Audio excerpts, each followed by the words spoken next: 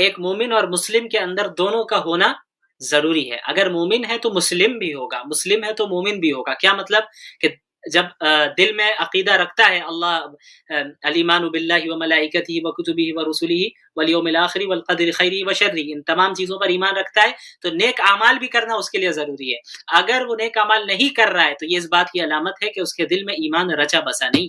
ایسا ہو نہیں سکتا کہ کسی کے دل میں ایمان راسخ ہو جائے، اس کے دل میں ایمان رچ بس جائے اور وہ ظاہری اعمال نہ کرے. ہمارے یہاں بڑا یہ ایک فیشن سا ہو گیا ہے کہ لوگ کہتے ہیں کہ بھئی مومن ہوں، دل سے مسلمان ہوں میں، اور اعمال نہیں ہو پا رہے ہیں تو اللہ ہدایت دے دے، دعا کیجیے اللہ ہدایت دے دے. یہ بات وہ اپنے کاروبار کے متعلق نہیں کہیں گے. آپ اس سے کہیں کہ ایسا کریں کہ اپنی دکان بند کر کے بیٹھ جائیں، اللہ تو رازق ہے، دعا کریں اللہ روزی دے دے. تو وہ کیا کہے گا؟ وہ یہ کہے گا کہ بھئی اللہ رازق تو ہے لیکن خود تو کوشش کرنی ہوگی نا، اس لیے میں دکان کھول رہا ہوں، میں تجارت کر رہا ہوں، اب اللہ سے دعا مانگ رہا ہوں اللہ اس میں برکت دے. تو ان سے کہیے کہ اسی طرح پہلے نماز پڑھیے پھر اللہ سے ہدایت مانگیے، خود کوشش کیجیے. اسلام ایمان یہ دونوں لازم اور ملزوم ہے، دونوں کا ہونا ضروری ہے. اب ہم نماز ہی نہیں پڑھ رہے اور ہم کہہ رہے ہیں کہ بڑے پکے مومن ہیں. اب نماز تو ایک فرسٹ اسٹیپ ہے. اسلام صرف نماز نہیں ہے، اسلام بہت وسیع دین ہے، پوری زندگی پر حاوی ہے. یہ دین ہر پہلو پر حاوی ہے زندگی کے. یہ اسلام میں جو نماز ہے یہ تو ابتدائی درجے کی چیز ہے، یعنی پہلا درجہ، سب سے فرسٹ اور یقیناً موسٹ امپورٹنٹ چیز اگر کہیں تو غلط نہیں ہے، لیکن یہ فرسٹ اینڈ بیسک چیز ہے. اس کے بغیر اسلام کا کوئی تصور نہیں ہے. اسی لیے کہ الصلاۃ عماد الدین، نماز جو ہے دین کا ستون ہے، اس کا پلر ہے. آپ پلر کو ہٹا دیں عمارت گر جائے گی، نماز کو ہٹا دیں آپ کا دین ختم ہو جائے. کوئی فائدہ نہیں ہے وہ صرف اچھی بولیاں میٹھی میٹھی باتیں کر لینے سے. اصل تو دل صاف ہونا چاہیے. اچھی باتیں کر لیں، غیر محرم سے بات کر رہے ہیں، کیا حرج ہے، میری نیت تو صاف ہے ماشاءاللہ. تو بے نمازی کے متعلق یہ یاد رکھیں کہ فقہا کے درمیان اختلاف ہے کہ وہ مومن ہے یا کافر ہے. فقہائے حنابلہ امام احمد بن حنبل رحمۃ اللہ علیہ کے نزدیک وہ شخص جو جان بوجھ کر نماز چھوڑتا ہے وہ کافر ہے. اسے نہ ہی غسل دیا جائے گا، نہ ہی اس پر اس کی نماز جنازہ پڑھی جائے گی، اور نہ ہی اسے مسلمانوں کے قبرستان میں دفنایا جائے گا. ان کی دلیل کیا ہے؟ آپ صلی اللہ علیہ وسلم نے فرمایا من ترک الصلاۃ متعمدا فقد کفر، کہ جس نے جان بوجھ کر نماز ترک کی اس نے کفر کیا. تو امام احمد کہتے ہیں کہ جب اس نے کفر کیا لہٰذا وہ کافر ہو گیا، اور جب وہ کافر ہو گیا تو اس کی نماز جنازہ نہیں پڑھی جائے گی. وہ کافر ہو گیا تو اس کی تجہیز و تکفین نہیں کی جائے گی. وہ کافر ہو گیا تو اسے مسلمانوں کے ساتھ دفنایا نہیں جائے گا. وہ مومن نہیں ہے، اس کو کافر کی طرح ٹریٹ کیا جائے گا. امام احمد بن حنبل اور فقہائے حنابلہ کی دلیل ہے. اور اس کے برخلاف جمہور فقہائے کرام جن میں فقہائے حنفیہ بھی ہیں، ان کی یہ رائے نہیں ہے. ان کی رائے یہ ہے کہ من ترک الصلاۃ متعمدا فقد کفر، جس شخص نے جان بوجھ کر نماز ترک کی اس نے کفر کیا. اس کا مطلب یہ ہے کہ کفر والا، کافروں والی حرکت کی، اس نے کافر نہیں ہوگا، کفر کیا. آپ صلی اللہ علیہ وسلم کو جو آپ صلی اللہ تعالیٰ نے مبعوث فرمایا ہے اور جس جگہ مبعوث فرمایا ہے اس کا بھی حکم دیا کہ آپ، اور یہ اس بات کی وضاحت کی کہ اللہ کے نبی صلی اللہ علیہ وسلم کی بعثت کیوں ہوئی ہے، لِتُنذِرَ قَوْمًا مَّا أُنذِرَ آبَاؤُهُمْ فَهُمْ غَافِلُونَ، کہ تاکہ آپ ایسی قوم کو اللہ کے عذاب سے ڈرا دیں جن کے آباء و اجداد کو نہیں ڈرایا گیا تھا. اس سے مراد مکۃ المکرمہ کے مشرکین ہیں، مکۃ المکرمہ اور ارد گرد کے جو لوگ تھے وہ ہیں. کیونکہ آپ صلی اللہ علیہ وسلم سے پہلے بنی اسماعیل میں، اس مکۃ المکرمہ میں خصوصاً اور بنی اسماعیل میں اور کوئی نبی نہیں آیا تھا. یعنی حضرت اسماعیل تھے، حضرت اسماعیل کے بعد اور کوئی نبی نہیں آیا. ڈائریکٹ محمد صلی اللہ علیہ وسلم اخیر میں آئے. نبوت کا سلسلہ بنی اسرائیل میں جاری رہا، لیکن حضرت ابراہیم کے جو بیٹے تھے حضرت اسماعیل وہ نبی تھے، اور ان کے بعد پھر ان کی نسل میں کوئی نبی نہیں آئے، بس اخیر میں محمد صلی اللہ علیہ وسلم آئے. تو جن کے پاس آپ اللہ کے نبی کو مبعوث کیا گیا ان کے آباء و اجداد کو کوئی ڈرانے والا نہیں آیا تھا ان کے پاس اللہ کا پیغام پہنچانے والا. تو ایسی قوم کے پاس اللہ تعالیٰ نے محمد صلی اللہ علیہ وسلم کو بھیجا. اس کے بعد آیت نمبر 13 سے 3 رسولوں کا ذکر ہے. وَضْرِبْ لَهُمْ مَثَلًا أَصْحَابَ الْقَرْيَةِ إِذْ جَاءَهَا الْمُرْسَلُونَ. ایک علاقہ تھا جہاں اللہ تعالیٰ نے 2 رسولوں کو ایک ساتھ بھیجا اس قوم کے پاس، اس بستی کے پاس، کہ اللہ کی آیتوں کی تبلیغ کرے، انہیں ایمان والوں کو خوشخبری سنائے، انکار کرنے والوں کو اللہ کے عذاب سے ڈرائے. تو ان کی قوم نے دونوں رسولوں کو جھٹلا دیا. پھر اللہ تعالیٰ نے ایک تیسرے رسول کو بھی وہیں بھیجا، فَعَزَّزْنَاهُمْ بِثَالِثٍ. اللہ تعالیٰ نے تیسرے رسول کو بھی بھیجا ان کی تائید کے لیے. تو تین رسولوں نے ایک ساتھ انہیں دعوت دی، لیکن اس کے باوجود ان لوگوں نے انہیں جھٹلایا. اور ایک شخص تھا وجاء من اقصى المدینة رجل یسعى قال یا قوم اتبعوا المرسلین، ایک شخص دور دراز علاقے سے، شہر کے دور علاقے سے آتا ہے، وہ ان نبی پر ایمان لے آتا ہے اور اپنی قوم سے کہتا ہے کہ اے میری قوم ان رسولوں کی اتباع کرو، یہ سچ کہہ رہے ہیں. اب یہ شخص کون تھا؟ بعض روایات سے پتہ چلتا ہے کہ ان کا نام حبیب بن اسماعیل تھا، یہ بڑھئی کا کام کیا کرتے تھے. تو انہوں نے اپنی قوم کو دعوت دی اور ہر طرح سے سمجھایا، لیکن ان کی قوم نے پھر بھی نہ مانا اور تینوں رسولوں کو جھٹلایا، یہاں تک کہ یہ جو شخص ہے حبیب بن اسماعیل نجار، ان کی قوم نے انہیں قتل بھی کر دیا. تو اللہ تعالیٰ نے پھر ان کے انتقال کے بعد جو ان کو شہید کر دیا گیا، اس کے بعد جو معاملہ ہے اس کا ذکر فرمایا قیل ادخل الجنہ، ان سے کہا گیا حبیب نجار سے کہ اب آپ جنت میں داخل ہوں، یعنی جنت کی نعمتوں میں رہیں. اصل جنت میں داخلہ تو قیامت قائم ہونے کے بعد ہونا ہے، لیکن برزخ میں ہی جنت کی نعمتیں بہت سی دے دی جاتی ہیں. تو یہ کہنے لگے قال یا لیت قومی یعلمون، کاش میری قوم کو معلوم چل جائے، کاش میری قوم کو پتہ چل جاتا کہ اللہ نے مجھے کیا کیا نعمتیں دی ہیں، انہوں نے مجھے قتل کر دیا. تو اللہ تعالیٰ نے پھر ان کی قوم کے ساتھ یہ معاملہ فرمایا آیت نمبر 28 کہ انہیں ہلاک کر دیا. اور ہلاک کرنے کے لیے اللہ کو کوئی آسمان سے کوئی بہت زیادہ فوج اتارنی نہیں پڑی، اللہ نہیں اتارنے والے تھے کوئی فوج آسمان سے انہیں ختم کرنے کے لیے. اللہ نے فرمایا وما انزلنا علی قومہ من جند من بعدہ من جند من السماء، ہم نے انہیں ہلاک کرنے کے لیے آسمان سے کوئی فوج نہیں اتاری.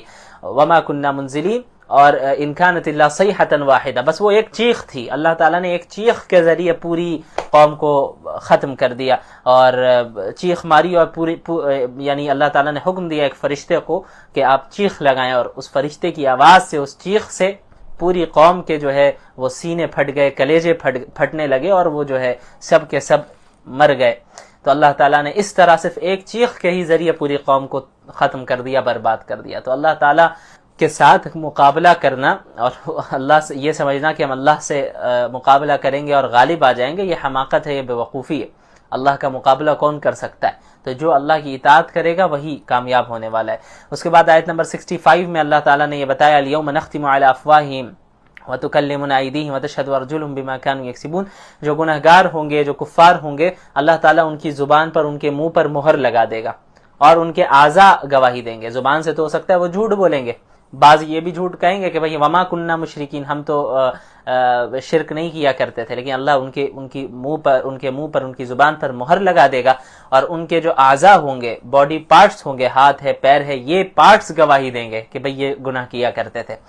پھر آیت نمبر 69 میں مشرکین کی تردید کی گئی ہے کہ مشرکین آپ صلی اللہ علیہ وسلم کے متعلق یہ بھی کہا کرتے تھے کہ علیاذ باللہ یہ شعر و شاعری کرتے ہیں. تو اللہ نے فرمایا وما علمناہ الشعر وما ينبغي له، ہم نے محمد صلی اللہ علیہ وسلم کو شعر و شاعری کی تعلیم نہیں دی اور ان کی یہ شان کے لائق بھی نہیں ہے کہ وہ شعر و شاعری کرے، بلکہ یہ تو ان هو الا ذکر و قرآن مبین، یہ تو نہایت واضح نصیحت اور کھلا ہوا قرآن کریم ہے. اس کے بعد آیت نمبر 77 میں اللہ نے اپنے انسان کی تخلیق کی طرف اور اس کی جو ابتدائی تخلیق کا مرحلہ ہے اس کی طرف غور کرنے کا حکم دیا. وَلَمْ يَرَ الْإِنسَانُ أَنَّا خَلَقْنَاهُ مِن نُطْفَةٍ فَإِذَا هُوَ خَصِيمٌ مُبِينٌ. مکہ مکرمہ میں ایک شخص تھا، مشرک شخص تھا، عاص بن وائل کے نام سے. وہ ایک مرتبہ آپ صلی اللہ علیہ وسلم کے پاس آتا ہے اور بوسیدہ ہڈی لے کر آتا ہے اور اس بوسیدہ ہڈی کو وہ بالکل ریزہ ریزہ کر دیتا ہے اور کہتا ہے مذاق اڑاتے ہوئے کہ اللہ اس کو بھی دوبارہ ٹھیک کر دے گا، اللہ اسے بھی دوبارہ زندہ کر دے گا. تو اللہ نے فرمایا کہ ایک ایسا شخص ہے اپنی تخلیق پر غور کرے، اپنی کریشن پہ غور کرے.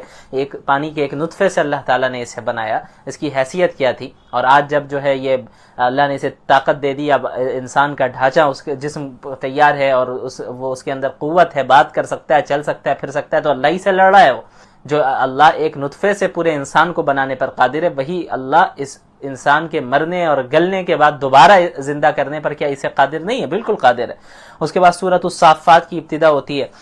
یہ بھی مکی صورت ہے، اس میں بھی اسلام کے جو بنیادی عقائد ہیں، توحید ہے، رسالت ہے، قیامت ہے، اس کا اس بات کیا گیا ہے. اور اس کے بعد مشرکین کا ایک بہت غلط عقیدہ تھا، وہ یہ تھا کہ وہ سمجھتے تھے کہ فرشتے جو ہیں وہ اللہ کی بیٹیاں ہیں، علیاذ باللہ. تو اس کی بھی تردید کی گئی. تو شروع میں اللہ تعالیٰ نے کئی فرشتوں کی قسمیں کھائی ہیں، مختلف فرشتوں کی، والصافات صفا، ان فرشتوں کی قسم جو صفے باندھ کر کھڑے رہتے ہیں.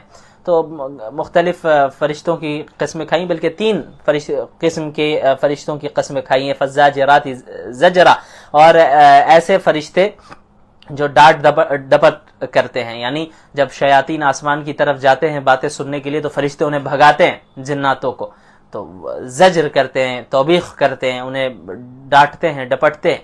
ان فرشتوں کی قسم فالتالیات ذکرا، ان فرشتوں کی قسم جو ذکر کی تلاوت کرتے ہیں. تو ان کا قسموں کے کھانے کا مقصد یہ ہے کہ بعض تو ایسے تھے مشرکین میں جو فرشتوں ہی کی عبادت کرتے تھے، تو اس کی بھی تردید ہے کہ اللہ ہی واحد ذات ہے جو عبادت کا مستحق ہے.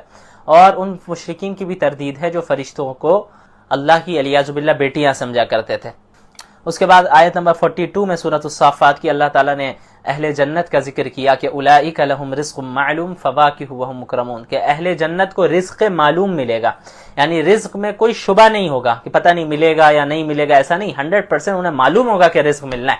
اس دنیا میں ہمیں تو اس کی کوئی گارنٹی نہیں ہے نا کہ آج سے 5 سال بعد پتہ نہیں ہم کیا کھائیں گے، کس کنڈیشن میں ہوں گے، فائنینشیل حالت کیا ہوگی، کل کیا کھائیں گے، پرسوں کیا کھائیں گے، ملے گا نہیں ملے گا، اس کی کوئی گارنٹی نہیں ہے. لیکن جنت میں کوئی شبہ نہیں ہوگا، رزق ہر حال میں مل کر رہے گا. کوانٹٹی میں بھی، یعنی انلمیٹڈ کوانٹٹی بھی، کوالٹی بھی شاندار اور ایسے عمدہ کوالٹی کے جس کا ہم اپنے امیجنیشن سے بھی باہر ہو، اور سکون کے ساتھ، یعنی اس بات کا بھی اندیشہ نہیں کہ بھئی ملے گا یا نہیں ملے گا، ہر حال میں ملے گا، یقیناً ملے گا، ہمیشہ ملے گا.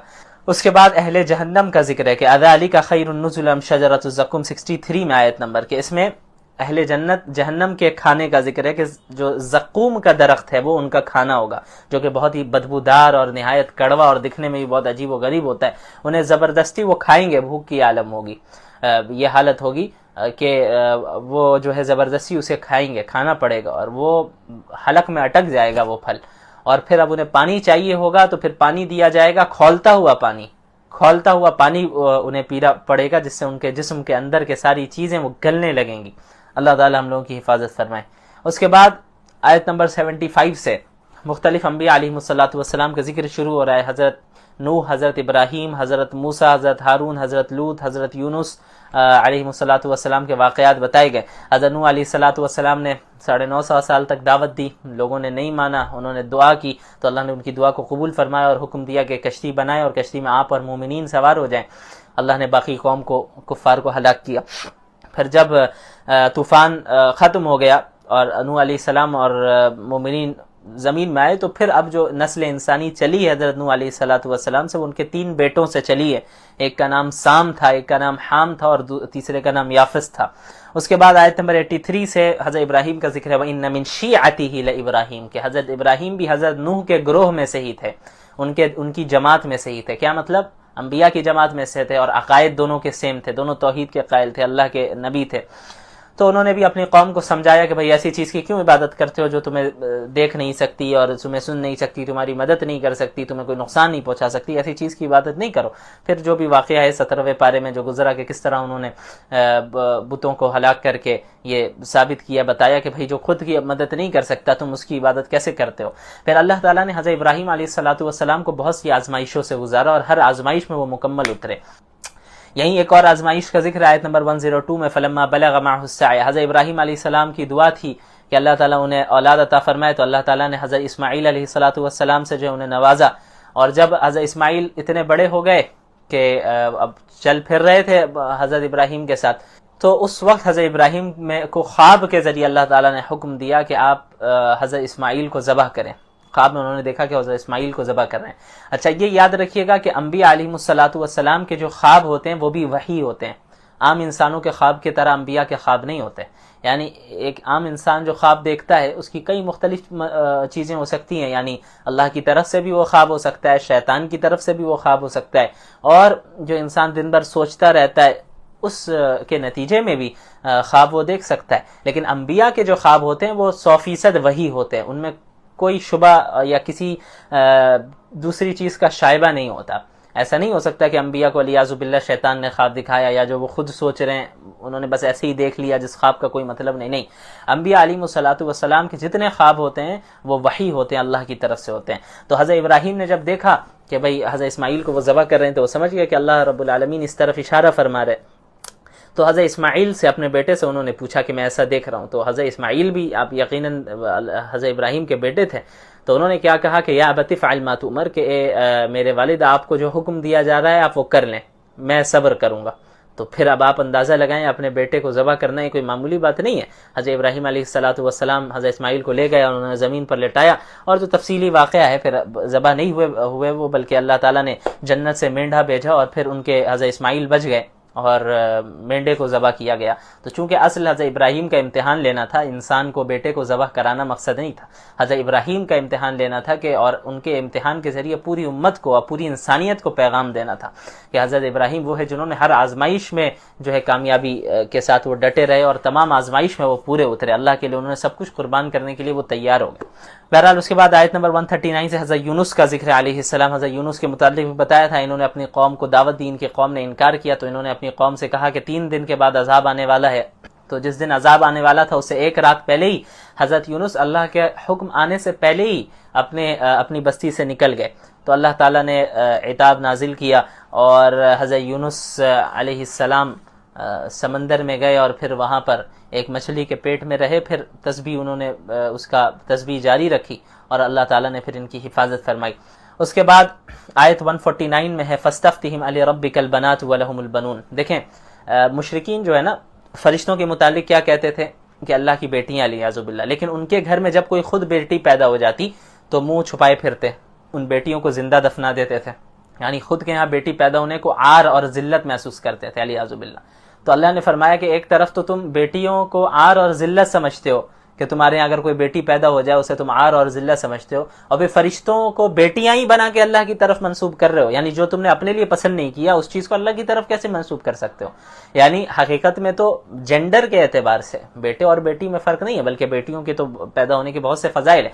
لیکن اگر تم اسے برا سمجھتے ہو یہ تو غلط ہے اپنی جگہ پہ، لیکن اس پر یہ جو دوسرا جرم تم نے کیا کہ جو چیز تم نے اپنے لیے غلط سمجھا ہے جس چیز کو، اسی کو اللہ کی طرف منسوب کر دیا کہ فرشتے اللہ کی بیٹیاں ہیں علیاذ باللہ. تو اللہ تو اس چیز سے پاک ہے کہ تم جو کچھ بھی اللہ کے متعلق کہہ رہے ہو.